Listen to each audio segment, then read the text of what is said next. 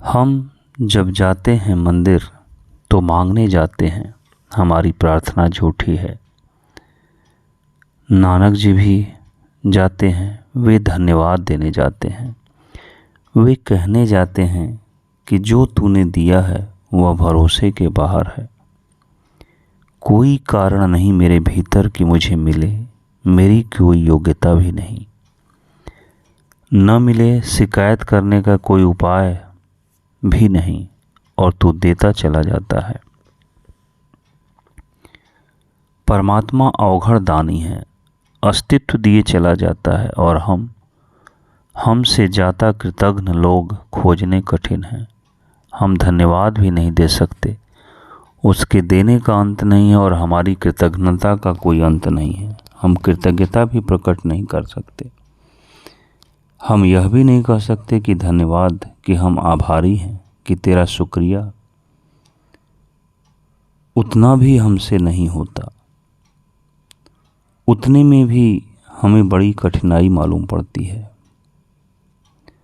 हमारा कंठ अवरुद्ध हो जाता है। हम क्षुद्र बातों के लिए धन्यवाद दे देते हैं। हमारा रुमाल गिर जाए, कोई उठा कर दे दे तो हम कहेंगे धन्यवाद। लेकिन जिसने हमें जीवन दिया है, हम उसके लिए धन्यवाद देने के लिए कभी नहीं गए। और हम जब भी गए तो शिकायत लेकर गए। जब भी हम गए तो यह बताने गए कि क्या क्या तूने गलत किया है। मेरा लड़का बीमार पड़ा है, कि मेरी पत्नी दुर्व्यवहार कर रही है, धंधा ठीक नहीं चल रहा है। और जब हम अपनी शिकायतों को बहुत बढ़ा लेते हैं, तब हमारी शिकायतों का अंतिम जोड़ यह होता है, हम कहते हैं तू ही है, क्योंकि अगर है तो ये चीज़ें पूरी कर। नास्तिकता का अर्थ है हमारी शिकायतें इतनी बढ़ गई हैं कि हम परमात्मा को मान ही नहीं सकते। हमारी शिकायतों के कारण हम परमात्मा की हत्या कर देते हैं। आस्तिकता का क्या अर्थ है? आस्तिकता का अर्थ है हमारी अहोभाव इतना बढ़ गया,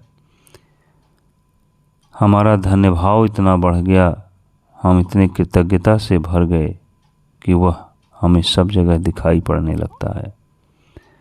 हर तरफ उसका हाथ, हर जगह उसकी प्रतीति, हर जगह उसका एहसास होने लगता है। आस्तिकता धन्यवाद की परम स्थिति है। नास्तिकता शिकायत का आखिरी रूप है। जब नानक जी यह कह रहे हैं कि दाता देता ही चला जाता है, लेने वाले लेते लेते थक जाते हैं, लेकिन दाता नहीं थकता। युग युगांतर से जीव उसका भोग कर रहे हैं, पर उसका अंत नहीं होता।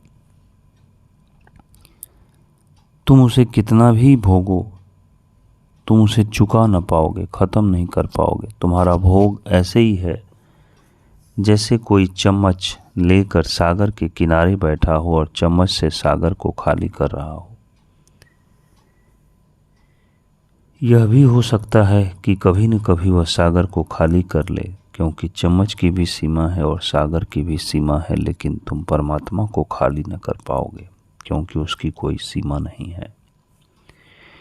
अनंत काल से तुम भोग रहे हो, अनेक रूपों में तुम भोग रहे हो, और हमारे हृदय से धन्यवाद की आवाज़ भी नहीं उठती। हमने एक बार आकाश की तरफ आंखें उठाकर नहीं कहा कि मैं धन्यभागी हूँ, और तूने जो दिया वह अपरंपार है। जब हम उसके पास गए, शिकायत लेकर गए, और जब भी हमने कुछ कहा, नाराज़गी जाहिर की, जब भी हम गए ऐसे बताया कि तुम्हारी योग्यता ज़्यादा है और हमें मिला कम है। कुछ दिन हुए, एक बड़े अधिकारी दिल्ली से मिलने आए। बड़े से बड़े पद पर हैं, लेकिन जितने बड़े पद पर हैं उनकी शिकायत बढ़ जाती है, क्योंकि वो सोचते हैं कि उनको अब मंत्री होना चाहिए, प्रधानमंत्री होना चाहिए। वे कहने लगे, और सब तो ठीक है, कोई रास्ता बताइए जिससे कि मेरे साथ जीवन में जो अन्याय हुआ है उसको मैं सहने में समर्थ हो जाऊं। अन्याय क्या हुआ? अन्याय यह हुआ कि मुझे जो मिलना चाहिए था वह नहीं मिला। जिस पद के मैं योग्य हूँ उससे नीचे रह गया। सभी को ऐसा लगता है। इसलिए हर आदमी इसी दुख में जीता है कि जो मुझे मिलना चाहिए था वो नहीं मिला। मैं योग्य तो था, वाइस चांसलर हो जाता और पढ़ा भी हूँ एक स्कूल में मास्टर होकर। योग्य तो था कि मालिक हो जाता, बना हूँ चपरासी, और यह स्थिति सदा बनी रहती है। इससे कोई फर्क नहीं पड़ता। जो प्रधानमंत्री बन जाता वह भी सोच रहा है कि अब मेरी योग्यता तो इससे भी बड़ी है, लेकिन अब विस्तार का कोई उपाय नहीं दिखाई पड़ता कि मैं सारी दुनिया का मालिक कैसे हो जाऊं। तुम सिकंदरों को तृप्त नहीं कर सकते, और सभी सिकंदर हैं, छोटे मोटे बड़े, लेकिन सभी हैं सिकंदर ही। सभी की बड़ी आकांक्षा है, आकांक्षा तुमसे आगे जाती है। तुम हमेशा पीछे रहते और योग्यता तुम्हें सदा ज़्यादा मालूम पड़ती है। यह अधार्मिक आदमी का लक्षण है। धार्मिक आदमी का लक्षण यह है कि जो मिल जाए वह मेरी योग्यता से ज़्यादा है। थोड़ा सोचो देखो, जो तुम्हें मिला है वह तुम्हारी योग्यता से ज़्यादा है या कम? वह सदा ज़्यादा है। वह सदा ही ज़्यादा है, क्योंकि कुछ भी हमने अर्जित नहीं किया। यह विराट जीवन हमें यूं ही मिला है दान में। हमने मांगा तक नहीं था, बिना मांगे मिला है। फिर भी अहोभाव पैदा नहीं होता। नानक जी कह रहे हैं कि उसको युग युग तक भोग कर भी हम चुका नहीं पाते। हम वह हुक्मी हुक्म से पथ निर्देश करता है। यह बड़ी गहरी चाबी है, और नानक के विचार का बड़ा महत्वपूर्ण हिस्सा उसमें छिपा है। वह यह है, हुक्मी हुक्मों चलाए राह। वह हुक्म से ही दुनिया को चला रहा है और हमेशा तुम्हें हुक्म देता है। अगर तुम्हारे पास थोड़ी सी भी सुनने की समझ हो तो तुम उसके हुक्म को समझ सकते हो, उसके अनुसार चल सकते हो। तुम सुनते ही नहीं। तुम चोरी करने जाते हो, भीतर से तुमसे कहता है मत करो। एक बार तो कहता ही है, 2 बार कहता है, 1000 बार कहता है। तुम जाते ही जाते हो, तुम करते ही जाते हो। फिर धीरे धीरे वह आवाज़ भीतर धीमी होती जाती है और तुम बहरे हो जाते हो। फिर तुम्हें वह सुनाई भी नहीं पड़ती। फिर भी वह आवाज़ दिए जाता है, तुम ऐसा पापी न खोज कर सकोगे जिसके भीतर आवाज़ खो गई हो, हुक्म खो गया हो। तुम ऐसा बुरा आदमी न खोज सकोगे जिसको वह अब भी आवाज़ न दे रहा हो। वह कभी नहीं थकता, वह कभी निराश नहीं होता। तुम कितना ही बुरा करो, परमात्मा तुमसे निराश नहीं है। वह कभी तुम्हें इस स्थिति में नहीं मान लेता कि अब कुछ भी नहीं हो सकता। तुम असाध्य कभी भी नहीं हो उसके लिए। तुम्हारा रोग कितना ही बढ़ जाए, उसका इलाज संभव है। परमात्मा की अनंत आशा, अनंत संभावना है। वह तुमसे कभी निराश नहीं होता। ऐसे ही एक सूफी फकीर हुए बायजीद। उसके पड़ोस में एक आदमी था जो बड़ा बुरा आदमी था। लुटेरा, चोर, बेईमान, दगाबाज, हत्यारा, सब तरह के पाप उसने किए थे। पूरा गांव उससे त्रस्त था। एक दिन बायजीद ने प्रार्थना की, परमात्मा से कहा, मैंने तुझसे कभी कुछ नहीं मांगा, लेकिन यह आदमी अब बहुत ज़्यादा उपद्रव कर रहा है, इस आदमी को हटा ले। तो उसने भीतर से आवाज़ सुनी कि मैं उससे नहीं थका तो तू उससे क्यों थक गया? और मुझे जब अब भी उस पर भरोसा है तो तू भी भरोसा रख। कितने ही पाप तुमने किए हो, कितने ही जन्मों तक परमात्मा को तुम थका नहीं सकते। न भोग से चुका सकते हो, न पाप से थका सकते हो। वह भी आवाज़ दिए जाता है। वह कभी निराश नहीं होता, और अगर तुम जरा शांत होकर सुनो तो उसकी धीमी आवाज़ तुम्हें सुनाई पड़ेगी। और जब भी तुम कुछ करते हो आवाज़ तुम्हें निर्देश देती है। नानक कह रहे हैं, वह हुक्मी हुक्म से पथ निर्देश करता है। इसलिए तो वे उसको हुक्मी कह रहे हैं, क्योंकि उसका हुक्म आता है तुम्हारी गहरे चेतन में छिपा हुआ है, जो अंतःकरण है। तुम्हारे हृदय में दबा हुआ जो अंतःकरण है वह उसकी आवाज़ का यंत्र है। वहाँ से वह बोलता है। कुछ भी करने के पहले आंख बंद करके पहले उसकी आवाज़ सुन लेना,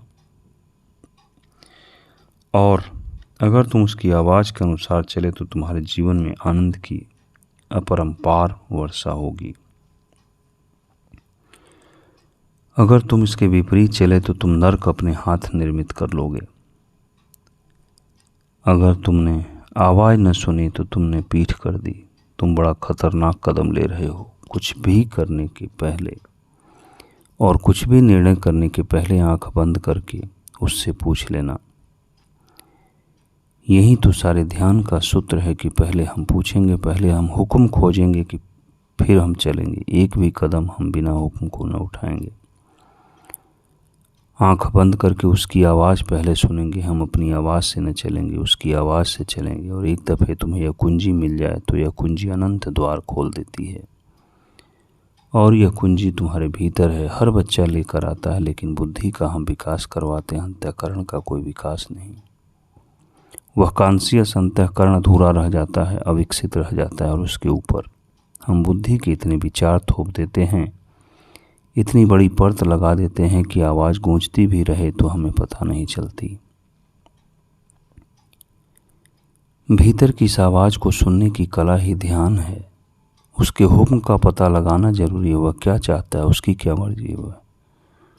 वह हुक्मी हुक्म से पथ निर्देश करता है। और नानक कहते हैं, हुक्मी हुक्मू चलाए राह, नानक विकसे बेपरवाह। नानक जी कहते हैं वह बेपरवाह है और आनंदित है। एक तो परवाह का अर्थ होता है चिंता, वह तुम्हें दिया जाता है, लेकिन देकर कोई अपेक्षा नहीं करता, कोई उत्तर नहीं चाहता। आवाज़ दिए जाता है, तुम सुनो या न सुनो, दिए जाता है। परवाह नहीं करता इस बात की कि तुम नहीं सुन रहे हो। बंद करो, बहुत हो गया, इस आदमी को हटा लो। परमात्मा को तुम चिंतित नहीं कर सकते, इसलिए जिस व्यक्ति को भी परमात्मा की प्रतीति होने लगती है तुम उसे भी चिंतित नहीं कर सकते। He will be both simultaneously concerned and unconcerned। वह तुम्हारी परवाह भी करेगा और बेपरवाह भी होगा। तुम उसे चिंतित नहीं कर सकते। इधर मैं हूँ, न मालूम कितने लोगों की परवाह करता हूँ, फिर भी बेपरवाह हूँ। तुम आते हो अपना दुख लेकर, मैं पूरी परवाह करता हूँ, लेकिन तुम उससे मुझे चिंतित नहीं कर देते। तुम्हारे दुख से मैं दुखी नहीं हो जाता, क्योंकि अगर तुम्हारे दुख से मैं दुखी हो जाऊं तो फिर मैं तुम्हें साथ ही न दे पाऊंगा। जरूरी है कि तुम्हारे दुख को मैं सहानुभूति से समझूं, तुम्हारे दुख के लिए उपाय करूं, उपाय सोचूं, लेकिन परवाह मुझे पैदा न हो, तुम्हारी चिंता मुझे न पकड़े। और यह भी जरूरी है कि कल जो मैंने तुम्हें बताया है तुम न करो, तो मुझ में नाराज़गी न आए कि मैंने इतनी परवाह ली, तुमने नहीं किया। तुम जब कल आओ बिना किए और आओगे ही बिना किए तो भी तुम्हारी परवाह लूँगा, लेकिन मैं बेपरवाह रहूँगा। परमात्मा को सारे जगत की परवाह है और बेपरवाह है। वह सदा राजी है तुम्हें उठाने को, लेकिन किसी जल्दी में नहीं है। और तुम अगर सोचते हो कि कुछ देर और भटकने का मज़ा लेना है तो वह बेपरवाह है। उसकी परवाह का अंत नहीं है, लेकिन उसकी परवाह अनासक्त है, और इसलिए तो वह आनंदित है। नहीं तो अब तक किस हालत में हो जाता, पागल हो जाता। तुम सोचो, तुम सरीखे कितने लोग और कितने तरह के उपद्रव, परमात्मा एक और तुम अनेक। तुम सबने उसे कभी का पागल कर दिया होता। अस्तित्व बेपरवाह है तो पागल होने से बच सकता है, लेकिन बेपरवाह का अर्थ इंडिफरेंस नहीं है, उपेक्षा नहीं है। यह बड़ा सूक्ष्म है। हमारे प्रति पूरी की पूरी चेष्टा है, हमें बदलने, रूपांतरित करने, हमें उठाने का पूरा भाव है, लेकिन भाव अनाक्रामक है। वह आक्रमण नहीं करेगा, वह प्रतीक्षा करेगा। ऐसे ही जैसे सूरज तुम्हारे द्वार पर दस्तक दे रहा है, किरणें तुम्हारे द्वार पर दस्तक दे रही हैं और तुम दरवाज़ा बंद किए अंदर बैठे हो, तो सूरज जबरदस्ती नहीं घुसेगा, रुकेगा।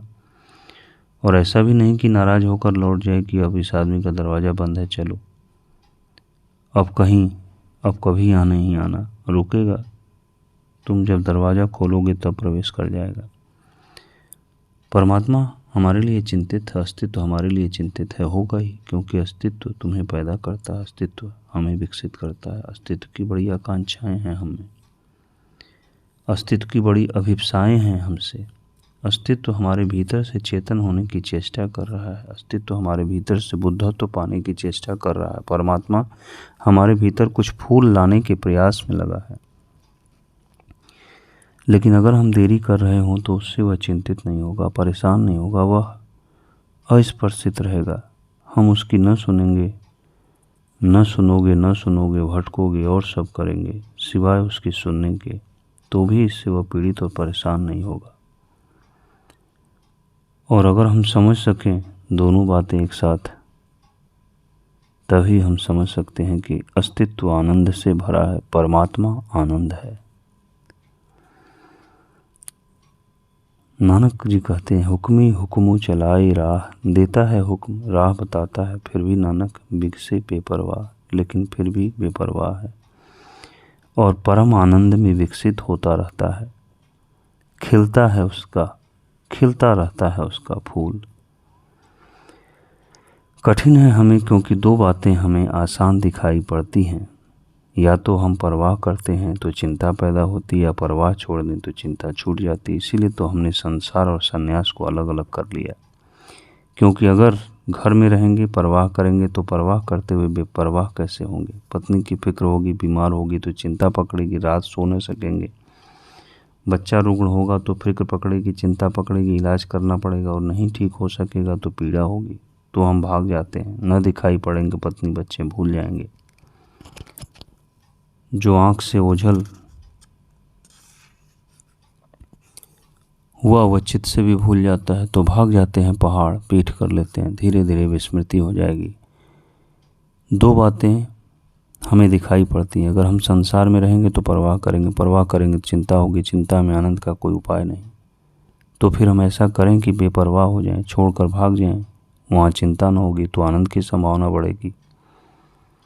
लेकिन यह परमात्मा का मार्ग नहीं, इसलिए नानक जी गृहस्थ बने रहे और संन्यास्त भी, फिक्र भी करते रहे और बेफिक्र भी।